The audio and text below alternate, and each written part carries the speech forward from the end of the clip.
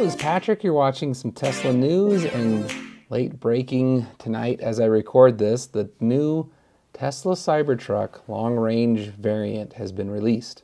So you can order it now, you can get it starting in June, and it's $10,000 less. So they're saying that you can get a lease for as little as $699 a month with the current tax credits, $62,490, possibly less in other states, not Wyoming, like Colorado would be under $60,000. If you were holding out for the lowest cost Cybertruck, this is it. So what do you get when you minus out $10,000 worth of parts on a Cybertruck? Tesla's promoting is the long-range Cybertruck. How do they do that? They're removing over 500 pounds worth of weight for one. They're also giving you smaller wheels by default. So you've got 18 inches as opposed to the 19 or 20s. So you're actually losing a lot. So if you could swing the all-wheel drive, that's the way to go. This is a rear-wheel drive. So if you're using it for truck stuff, going off-road, towing, keeping your load secure, there's a lot that's missing here. But we'll go over it real quick here. So you're looking at 350 miles of range. So this is the longest variant. And if you get the soft tonneau cover option, you gain another 12 miles, 362 miles of range. It's also the fastest supercharging in 15 minutes. You can get 147 miles worth of range. Towing is down from 11,000 pounds to 7,500 pounds. Payload with the Cyber wheels is 2,006 pounds versus 2,500 pounds on the all-wheel drive or the Cyber Beast, which is 2,271 pounds. And this is the biggest difference is the powertrain. So you have a single rear wheel motor, but you do have mechanical rear locking differentials, which is really good to have and interesting given that it's just a rear wheel drive vehicle.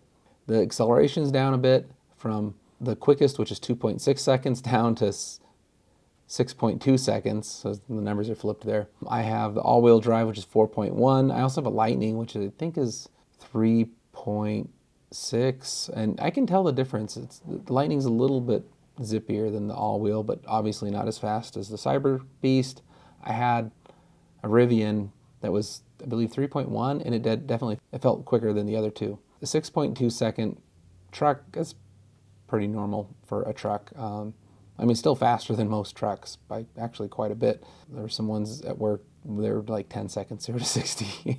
But yeah, not the fastest Cybertruck. The interior, you lose the front ventilated seats, the second row display in the back, you don't get that anymore. You also lose about half of your speakers. You're down from 15 to 7, and it does not have the active noise cancellation. A lot of people have argued that the Cybertruck has the best sound of any vehicle they've ever been in. It's got the dual subwoofers. They've actually constructed some of the shape on the interior to give the best bass. And yeah, it'd be kind of disappointing to go back down to 7. Although 7's still a lot of speakers. On the exterior, in the bed, there's no back light bar on the tailgate anymore. There's also no vault cover that's motorized, so it's just a standard bed, but you can get a soft tonneau cover. But yeah, standard bed lamps and standard tail lamps. It doesn't have the premium bed lamps or the premium tail lamps. It does not have the L-track on the sides, which is kind of a defining feature. It's crazy it's not there.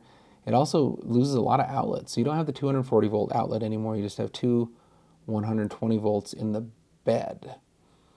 You don't have anything at all in the cabin anymore for 120 volts. And the biggest thing, you lose the awesome air suspension and adjustable ride height. So you just have active coil spring suspension. Might be good for fleets where you don't have to worry about having to keep up and replace and maintain air suspension, because that's something that can go out over time.